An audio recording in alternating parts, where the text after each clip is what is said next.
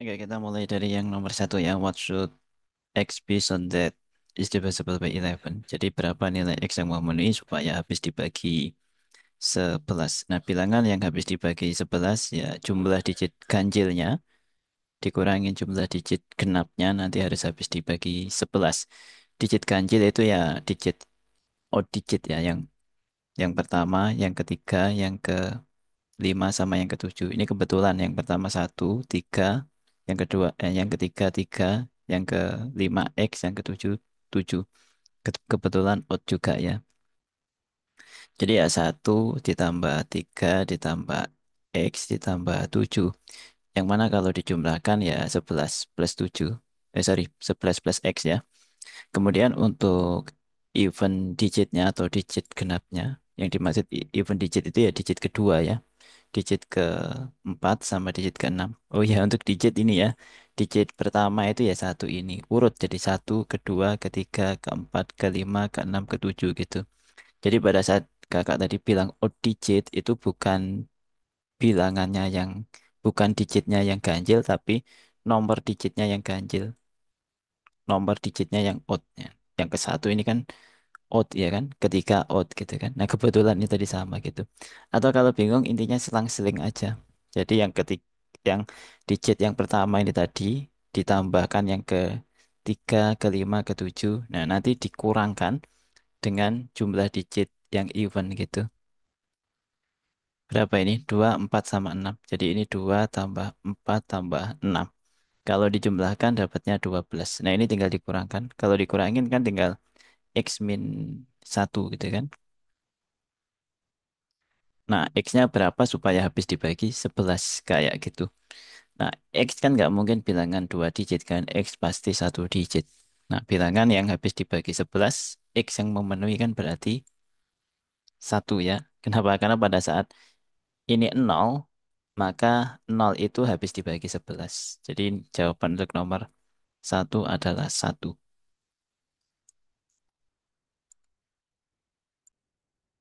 Kita lanjut ke soal nomor 2 ya. How many integer from 1 to 1000 are divisible by 3 or 7? Yang pertama kita harus nyari bilangan 1 sampai 1000 yang habis dibagi 3. 1 sampai 1000 yang habis dibagi 3 ya otomatis 1000 dibagi 3. Nah cuma ini dibulatin ke bawah. Ini tanda floor gini. Nanti kalau dihitung ya 3 3 3 1/3 gitu kan. Nah kalau di rounded dibulatin ke bawah jadinya 333. Nah, untuk 1 sampai 1000 bilangan yang habis dibagi 7 ya 1000 dibagi 7 gitu. Nah, sama prosesnya tinggal di rounded ke bawah. Ini kalau dihitung dapatnya 142 6/7. Nah, kalau di rounded ke bawah ya sisanya ini dibuang semuanya tinggal 142. Cuma ada beberapa angka yang double counting atau terhitung dua kali. Di antaranya ya kayak 21 42 dan seterusnya. Artinya apa ya? Kelipatan dari 3 sama 7 atau LCM-nya ya 3 sama 7 yaitu 21 gitu kan. Dan seterusnya ini ya. Jadi ya kita harus hitung berapa banyak bilangan yang habis dibagi 21. Kenapa? Karena 21 itu di sini sudah terhitung ya kan? Di sini terhitung lagi. Jadi terjadi double counting gitu. Supaya nggak jadi double counting ya harus kita kurangin gitu ya. 1 sampai 1000 yang habis dibagi 21 berarti ya 1000 dibagi 21. Ini di rounded ke bawah gini. Kasih floor ya. Kalau dihitung nanti dapatnya 47 13/21. Nah kalau di rounded ke bawah dapatnya 42. Sehingga banyaknya bilangan 1 sampai 1000 yang habis dibagi 3 atau 7 ya 333 ditambah 142 kalau dijumlahkan ya 5 7 4. Kemudian dikurangin 42. Nah, kalau dikurangin 42 dapatnya ini 334. Iya, 433. Nah, ini jawaban untuk soal nomor 2.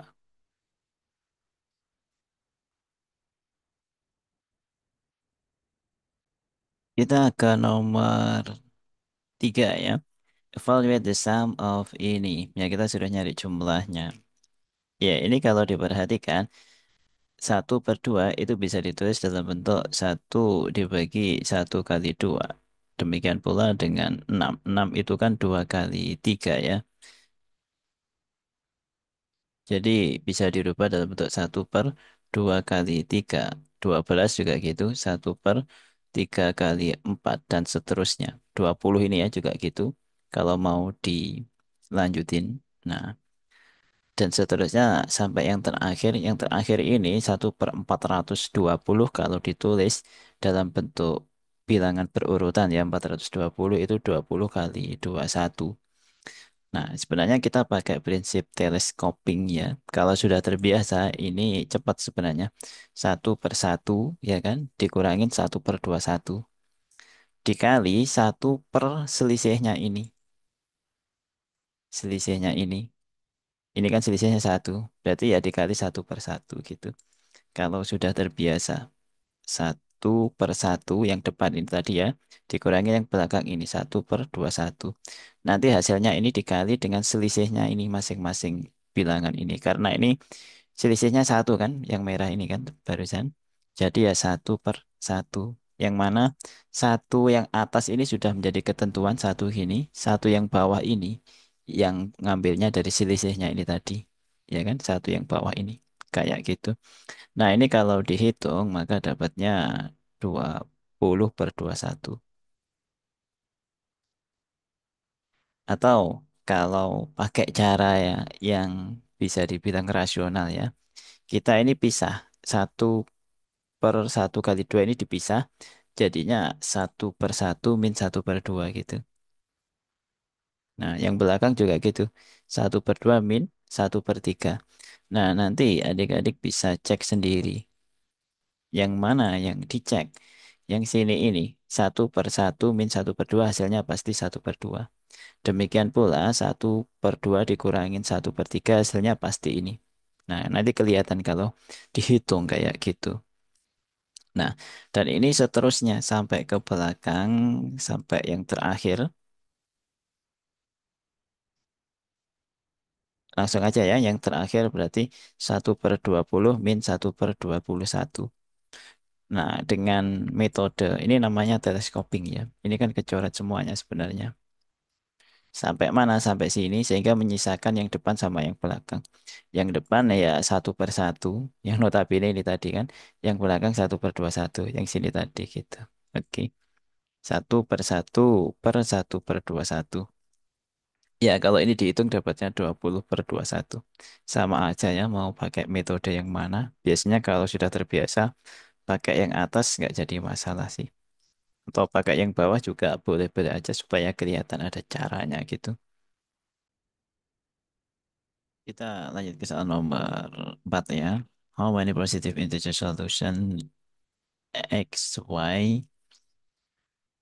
Ya ini 1/X ditambah 1/Y sama dengan 1/20 gitu. Karena ini bentuknya pecahan, kita samakan penyebutnya ya. Jadi yang X ini dikali dengan Z/Z, yang Z ini dikali dengan X/X. Saya kira bisa lah kalau disamakan penyebutnya. Jadinya nanti yang depan jadinya dikali Z/Z kali 1/X gitu kan.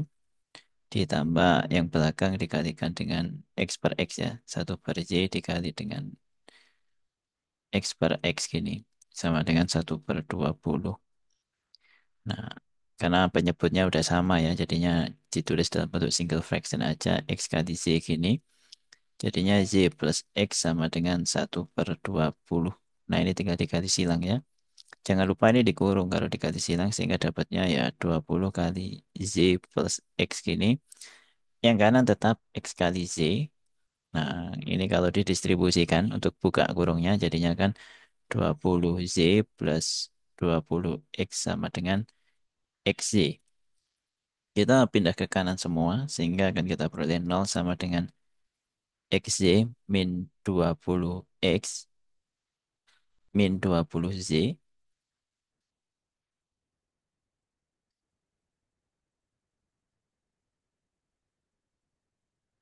Nah, ingat kalau di sini ada XZ kayak gini, ini bisa difaktorin ya. Satunya X, satunya Z gitu.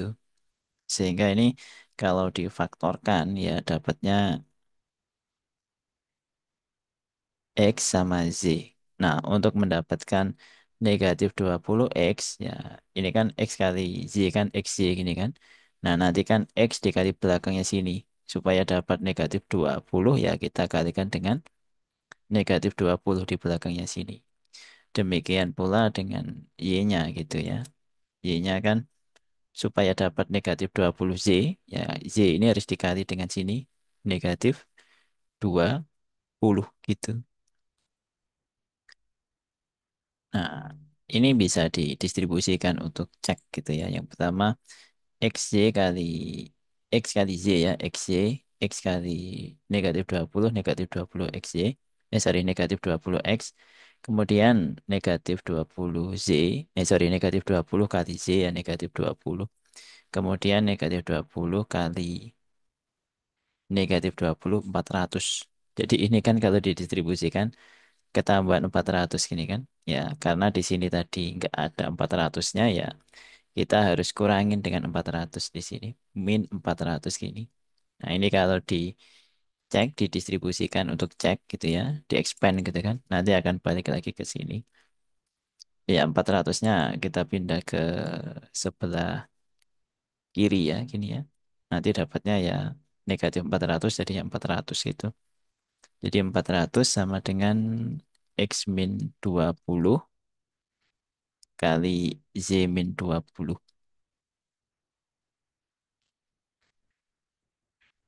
Nah, sebenarnya ini bisa coba-coba ya.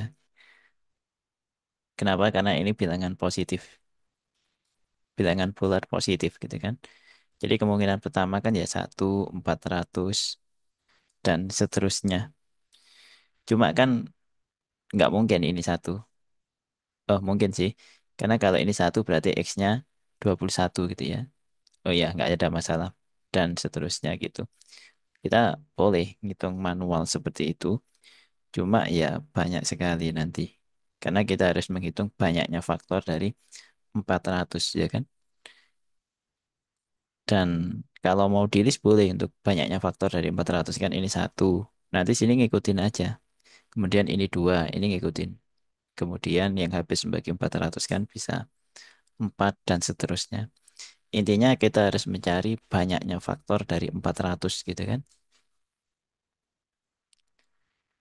Nah, 400 sendiri itu kan sama dengan 2 pangkat 4 kali 5 pangkat 2. Dan ingat, untuk mencari banyaknya faktor, kita tidak perlu menghitung manual, gitu. Ya, tidak perlu mendaftar atau melist secara manual gitu. Nah, tinggal dilihat pangkatnya ini. Nah, dari pangkatnya ini, yang pertama kan 4. 4 ditambah 1 dikali dengan 5 kan pangkatnya 2, jadi 2 ditambah 1 gini. 4 tambah 1, 5, 2 tambah 1, 3. 5 kali 3, 15. Nah, ini banyaknya kemungkinan ya ini 15 ini sama dengan banyaknya faktor gitu ya.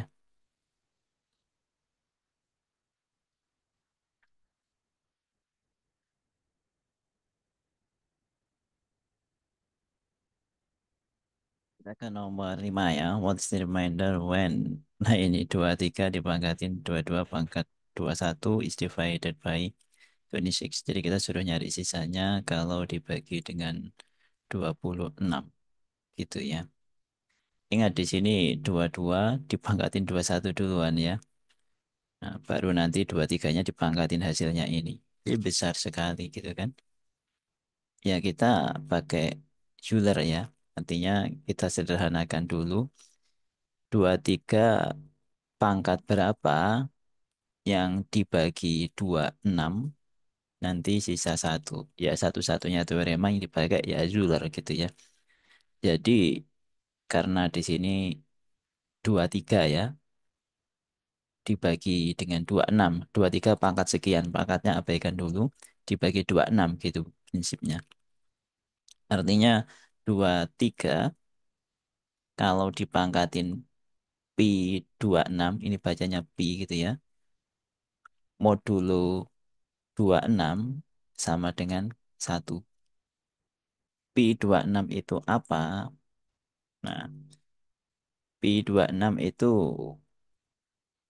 Tahu ya, mau 26-nya ngambilnya dari belakang ini. 26-nya ngambilnya dari sini. Nah, gini. Pi 26 itu menghitungnya gimana? Ya, Pi 26 itu apa? Ya, kakak nggak perlu menjelasin ya. Yang penting cara menghitungnya aja gitu. Jadi, Pi 26 cara menghitungnya itu gini. 26 dikali satu min. Ya, 26 sendiri itu kan 2 kali 13. Ini bilangan primanya. Nah, berarti satu min satu per 2. Satu per 2. Nah, duanya dari mana? Duanya dari ini tadi.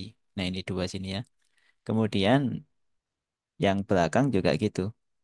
Dikalikan lagi satu min satu per 13. Nah, 13-nya dari mana? 13-nya dari yang sini ini. Nah, ini kayak gitu. Itu pi 26 ketemu nilainya. Nanti ini tinggal dihitung sendiri. Kalau dihitung dapatnya 12.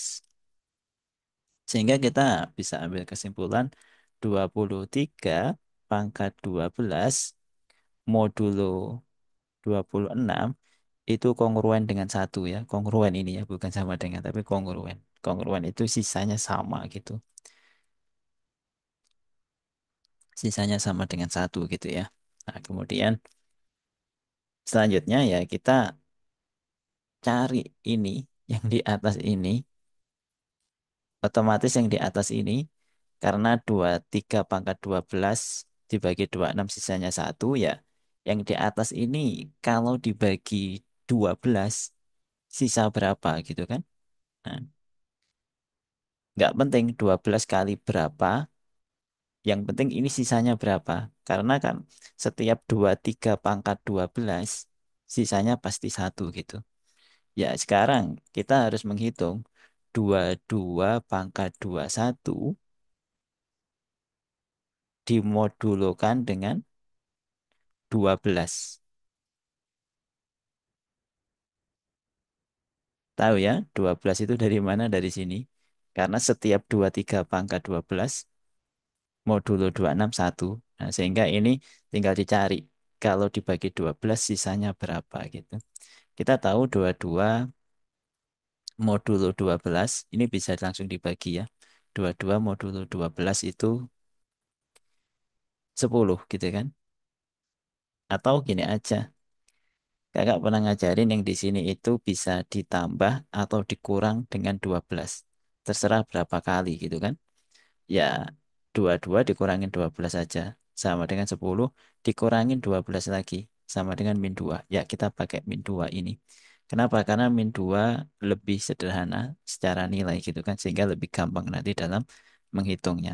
Sehingga ini bisa ditulis min 2 pangkat 21 modulo 12. Nah, min 2 pangkat 21 ini bisa dirubah min 2 pangkat 20 kali min 2 modulo 12. Kenapa? Karena kalau min 2 pangkat 20 itu kan jadinya genap pangkatnya, jadinya sama dengan 2 pangkat 20.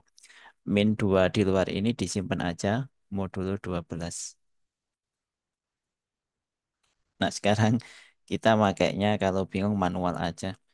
2 pangkat 1 dibagi 12, remindernya ya 2. Tapi kalau 2 pangkat 2 dibagi 12, remindernya 4. Ya kan? Karena ya tinggal karena masih di bawahnya 12 ya. Kalau masih di bawahnya 12 ya tinggal dipangkatin gitu aja ketemu. Kalau 2 pangkat 3 ya jadinya 8 gitu kan. Kalau 2 pangkat 4 modulo 12. Nah, 2 pangkat 4 kan 16. Dibagi 12 sisanya 4. Kalau 2 pangkat 5, 2 pangkat 5 kan 32 dibagi 12 sisanya masih 8 ya. Iya, ini sebenarnya udah kelihatan polanya. Kecuali yang paling atasnya. Paling atas ini nggak bentuk pola sendiri, buang aja gitu. Buang aja. Nah, kemudian intinya kalau pangkatnya genap, remindernya 4.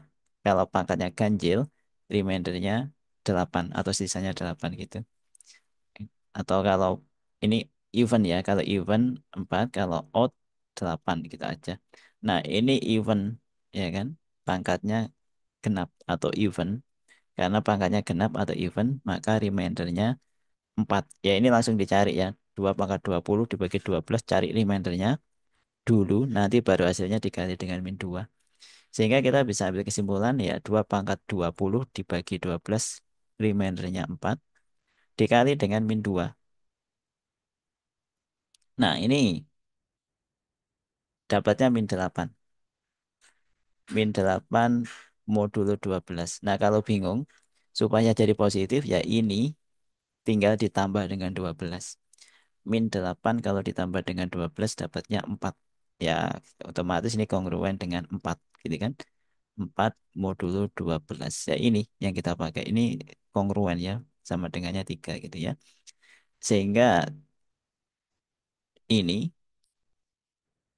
22 pangkat 21 kalau dibagi 12 remaindernya 4. Kayak gitu. Karena remaindernya 4 ya nanti 23-nya tinggal dipangkatin 4 aja. Nah, artinya kan ini dua yang sini ya. Kita ke yang sini tadi balik lagi. Artinya 23 pangkat 22 pangkatin 21 modulo 26. Nah, 23 pangkat 22 pangkat 21 itu kan bisa ditulis 23 pangkat 12 kali K gini. K-nya nggak penting berapa. Cuma yang jelas sisanya yang barusan kita dapatin yaitu 4. Berarti ditambah 4 gitu. Modulo 26. Ya ini kita kasih garis pembatas ya supaya nggak jadi satu gitu. Nah, 23 pangkat 12K ya ini bisa dipisah ya. Kali 23 pangkat 4 gini kan. Modulo 26. Dan kita tahu kalau 23 pangkat 12K kan bisa ditulis 23 pangkat 12 dipangkatin K gini kan. Dikali 23 pangkat 4 modulo 26. Kita sudah dapat tadi kan 23 pangkat 12 modulo 16 kongruen dengan 1. Jadi 23 pangkat 12 modulo 26 itu kongruen dengan 1. Sehingga yang depan ini ya 1 pangkat K. Nah, 1 pangkat K ya tetap 1 gitu kan. Menyisakan 23 pangkat 4 modulo 26.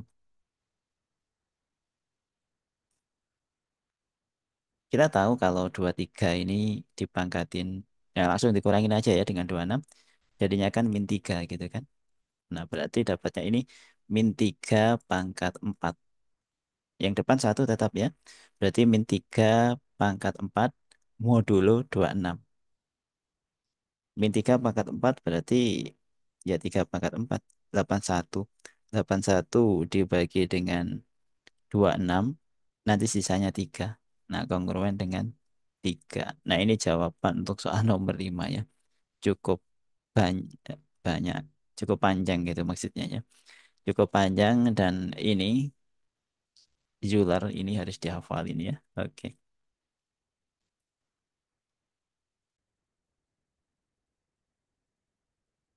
Kita ke nomor 6 ya. How many trailing zero under in the number 100 factorial? Kita tahu kalau 100 factorial itu sama dengan ya 100 kali 99 kali 98 kali 97 dan seterusnya sampai berapa?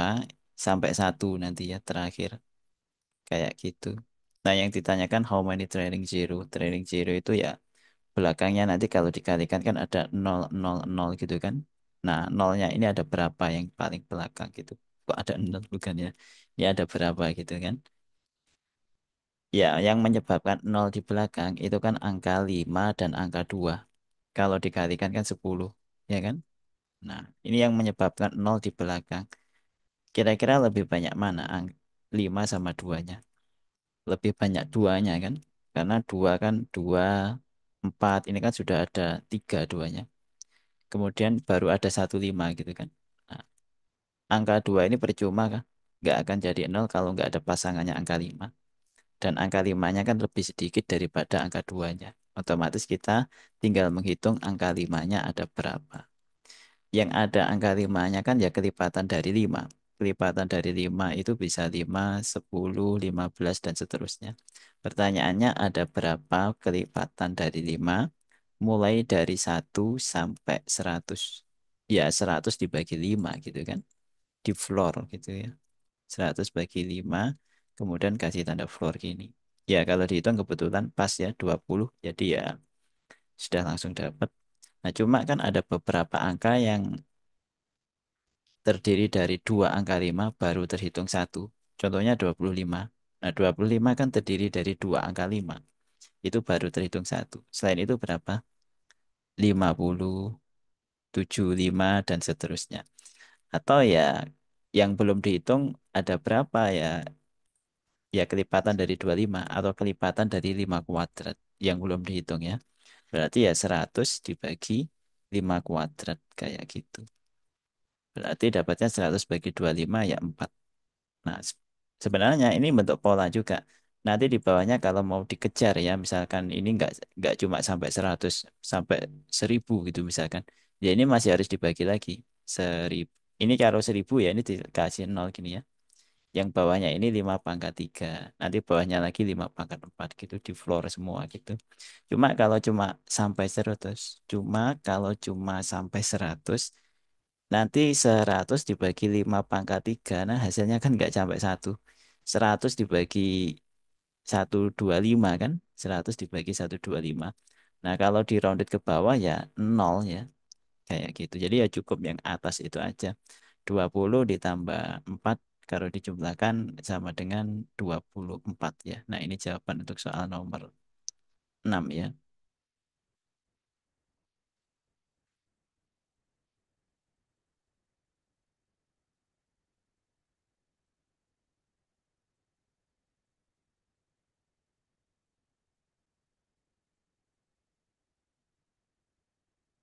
Kita ke nomor 7 ya.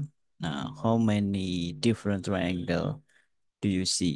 Ya, ada berapa banyak triangle yang bisa dibuat dari gambar di bawah ini gitu kan.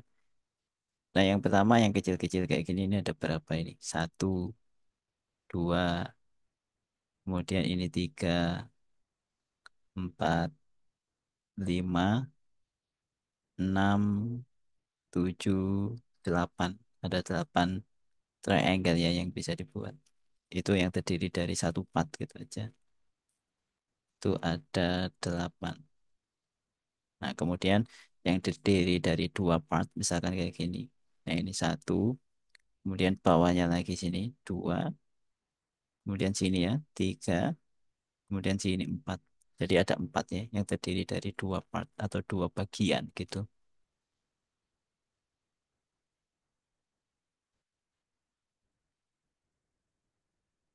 Nah, yang terdiri dari 3 part, nggak ada ya, nggak ada. Yang ada terdiri dari 4 part kayak gini. Nah, ada berapa? Satu, atasnya sini ya. Ini dua, kemudian nanti diganti kayak gini. Nah, ini tiga, sama sini 4. Ada 4 juga yang terdiri dari 4 part.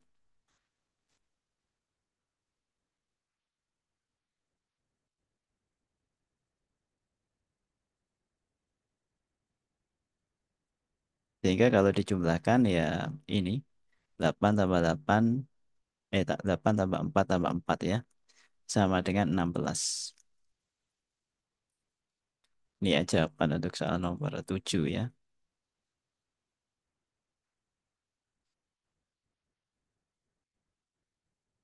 Oke, kita lanjut ke soal nomor 8 ya. Ya, ini ada persamaan, ada 3 persamaan. Kemudian kita suruh nyari nilai dari square-nya itu berapa gitu. Nah, perhatikan di sini ada square, circle, sama triangle. Kalau dijumlahkan 24. Artinya kan itu sama dengan ini. Square, circle, sama triangle ini 24. Berarti 24 ditambah satu segitiga sama dengan 34. Nah, artinya satu segitiga ini bernilai 10 gitu kan. Nah, kalau segitiga ini bernilai 10, jadi segitiga yang ini ya, bernilai 10, artinya apa? Artinya yang sini ini, square tambah circle, circle atau ellip ini ya, artinya kan sama dengan 14 kan? Karena 14 ditambah 10 sama dengan 24. Nah, sekarang kita dapat ini, square sama circle ini 14 ya kan? Nah, berarti kita sekarang sudah dapat nilai dari square-nya. 14 tambah berapa supaya jadi ini 20. Ya, 14 tambah 6. Kita dapat nilai dari square ini 6 gitu ya. Oke, ini jawaban untuk soal nomor 10 ya.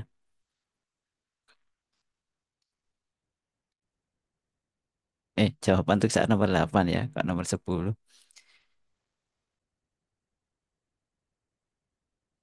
Kita lanjut ke soal nomor 9 ya. Nah, di sini basketball bounce up about one half the height from which it is dropped. Jadi setengah ya.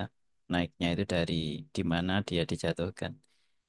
If a basketball is dropped 120 feet and keep bouncing. Jadi dijatuhkan dari ketinggian 120 dan tetap memantul gitu kan. What is its vertical height after it hit the floor for third time? Jadi berapa tingginya setelah memantul 3 kali gitu kan. Jadi awalnya kan 120 gini.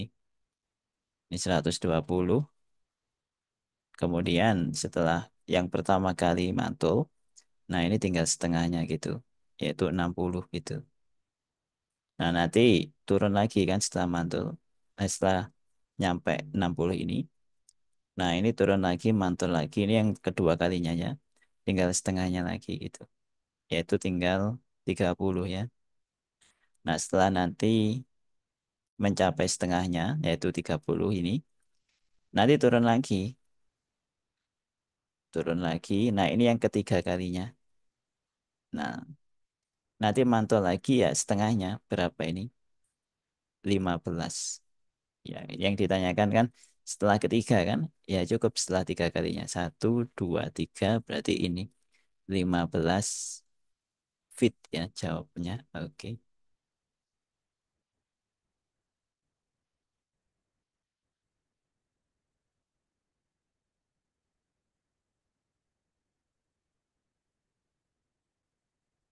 Kita ke nomor 10 ya. Tony, Don, Elisa, and Tim are running for school governor. Ya ini ada 4 anaknya Tony, Don sama Elisa sama Tim. Ya ini kemudian when the election result came in, Tim receive more than vote than Elisa. Jadi tim lebih banyak daripada Elisa. Jadi tim pakai TM aja gini ya. Karena ada tim ada Tony. Lebih dari Elisa gitu. Yang pertama. Yang kedua apa? Yang kedua Don receive more than vote than Tom. Ini tim ya harusnya ya. Bukan Tom tapi tim ya. Jadi Don itu lebih banyak daripada tim. Jadi D lebih dari tim. Atau ditaruh sini aja ya. Dan lebih banyak dari tim gini supaya kelihatan. Nah, kayak gini dan sementara yang paling banyak gitu ya. Cuma kita butuh yang terakhir ini. Yang terakhir apa? Tony receive less vote than Elisa. Oh, Tony lebih kecil ya. Jadi Tony lebih kecil dari Elisa, berarti Elisa lebih banyak daripada Tony. TJ gini. Ya, taruh sini aja. TJ gini. Nah, kelihatan. Yang paling banyak siapa vote-nya? Ya jelas yang pertama ini ya Don gitu ya sehingga yang jadi governor ya Don. Nah ini jawaban untuk soal nomor nomor 10 ya.